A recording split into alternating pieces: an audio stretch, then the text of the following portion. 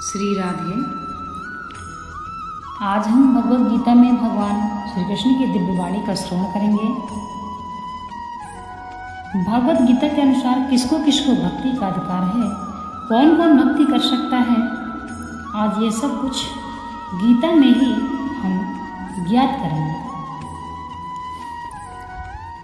श्रीमद् भागवत गीता साक्षात भगवान की दिव्य वाणी है।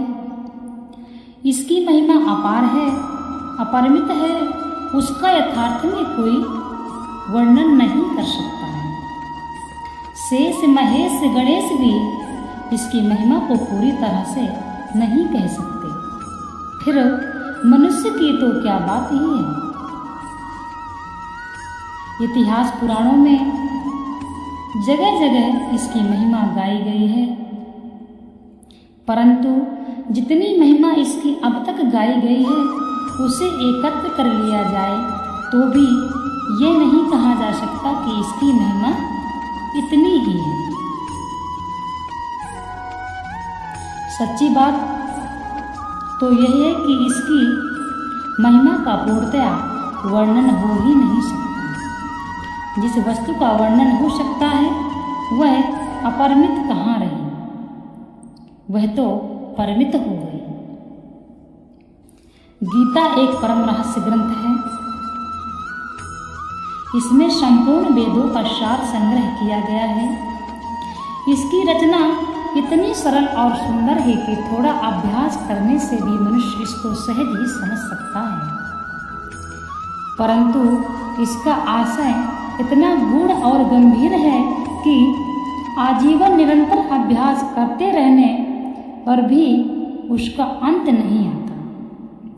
प्रतिदिन नए नए भाव उत्पन्न होते ही रहते हैं, इससे वह सदा नवीन ही बना रहता है। एवं एकाग्रचित होकर श्रद्धा भक्ति सहित विचार करने से इसके पद पद में परम रहस्यमय भरा हुआ है। प्रत्यक्ष प्रतीत होता है भगवान के गुण, प्रभाव, स्वरूप, तत्व, रहस्य और उपासना तथा कर्म एवं ज्ञान का वर्णन जिस प्रकार इस गीता शास्त्र में किया गया है वैसा अन्य ग्रंथों में एक साथ मिलना कठिन है। श्री राधे। भगवत गीता एक ऐसा अनुपमेय शास्त्र है जिसका एक भी शब्द सद उपदेश से खाली नहीं है, जिसका एक भी शब्द सद उपदेश से खाली नहीं है। गीता में एक भी शब्द ऐसा नहीं है जो रोचक कहा जा सके। इसमें जितनी बातें कही गई हैं वे सभी अक्षरशः यथार्थ हैं, सत्य स्वरूप हैं। भगवान की वाणी में रोचकता की कल्पना करना निरादर करना है। गीता सर्वशास्त्रमयी है। गीता में सारे शास्त्रों का सार भरा हुआ है। इसे सारे शास्त्रों का खजाना कहें तो भी अत्युक्ति ना होगी। गीता का भली भांति ज्ञान हो जाने पर सब शास्त्रों का तात्विक ज्ञान अपने आप हो सकता है। उसके लिए यह अलग परिश्रम करने की आवश्यकता नहीं है। महाभारत में भी कहा गया है सर्वशास्त्रमयी गीता, सर्वशास्त्रमयी गीता, परंतु इतना ही कहना पर्याप्त नहीं है, क्योंकि सारे शास्त्रों की उत्पत्ति वेदों से हुई है। वेदों का प्राकट्य भगवान ब्रह्मा जी के मुख से हुआ है और ब्रह्मा जी भगवान के नाभि कमल से उत्पन्न हुए हैं। इस प्रकार शास्त्रों और भगवान के बीच में बहुत अधिक व्यवधान पड़ गया है, किंतु गीता तो स्वयं भगवान की मुखार बिंद से निकली है, इसलिए उसे सभी शास्त्रों से बढ़कर कहा जाए तो अत्युक्ति ना हो।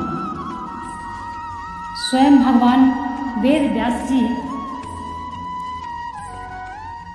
ने यह बात कही, गीता ही भली प्रकार से श्रवण कीर्तन, पठन, पाठन, मनन और धारण करना चाहिए।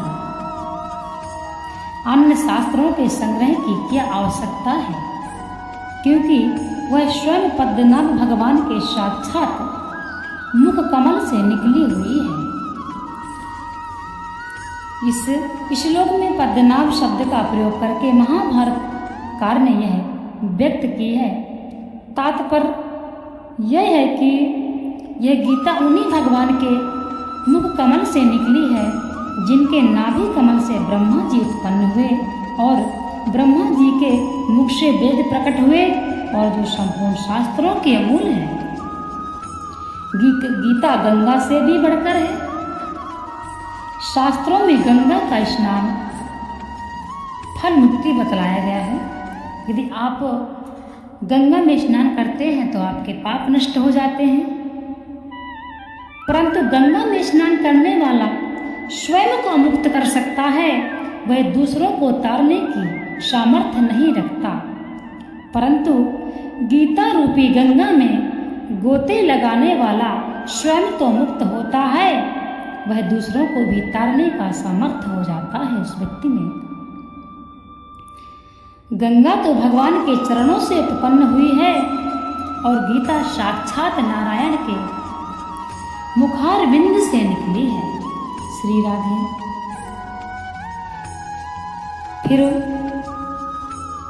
गंगा तो जो उसमें आकर स्नान करता है उसी को मुक्त करती है, परंतु गीता तो घर घर में जाकर उन्हें मुक्ति का मार्ग दिखलाती है। इन्हीं सब कारणों से गीता को गंगा से बढ़कर कहते हैं। गीता गायत्री से भी बढ़कर है। गायत्री जब से मनुष्य की मुक्ति होती है यह बात ठीक है, किंतु गायत्री जब करने वाला भी स्वयं ही मुक्त होता है, पर गीता का अभ्यास करने वाला तो तरन तारण बन जाता है। जब मुक्ति के दाता स्वयं भगवान ही उसके हो जाते हैं, तब मुक्ति की तो बात ही क्या, मुक्ति उसकी चरण धूलि में निवास करती है। मुक्ति का तो यह शस्त्र खोल देता है। गीता को हम स्वयं भगवान से भी बढ़कर कहें तो अत्युक्ति न होगी। भगवान ने स्वयं कहा है, मैं गीता के आश्रय में रहता हूँ, गीता मेरा श्रेष्ठ घर है। गीता के ज्ञान का सहारा लेकर ही मैं तीनों लोकों का पालन करता हूँ। इसके सिवा गीता में ही भगवान मुक्त कंठ से यह घोषणा करते हैं कि जो कोई मेरी इस गीता रूप आज्ञा का पालन करेगा वह निसंदेह मुक्त हो जाएगा। यही नहीं, भगवान कहते हैं जो कोई इसका अध्ययन भी करेगा उसके द्वारा मैं ज्ञान युग से पूजित हो जाऊंगा।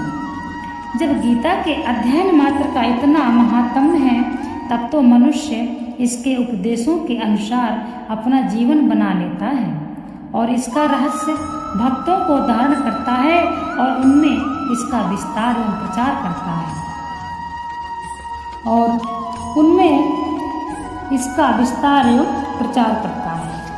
उसकी तो बात ही क्या है। उसके लिए तो भगवान कहते हैं, उसके लिए तो भगवान कहते हैं कि वह मुझको अतिशय प्रिय है। भगवान को प्राणों से भी बढ़कर प्यारा होता है। यह भी कहा जाए तो कुछ अनुचित नहीं है। भगवान अपने ऐसे भक्तों के अधीन बन जाते हैं।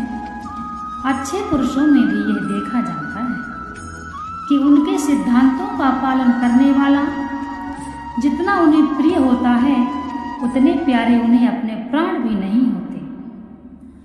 गीता भगवान का प्रधान रहस्यमय आदेश है। ऐसी दशा में उसका पालन करने वाला उन्हें प्राणों से भी बढ़कर प्रिय है, इसमें आश्चर्य ही क्या है। गीता भगवान का श्वास है और हृदय है। भगवान की मूर्ति है जिसके हृदय में, वाणी में, शरीर में तथा समस्त इंद्रियों में एवं उनकी क्रियाओं में गीता रम गई। वह पुरुष साक्षात गीता की मूर्ति है। श्री राधे।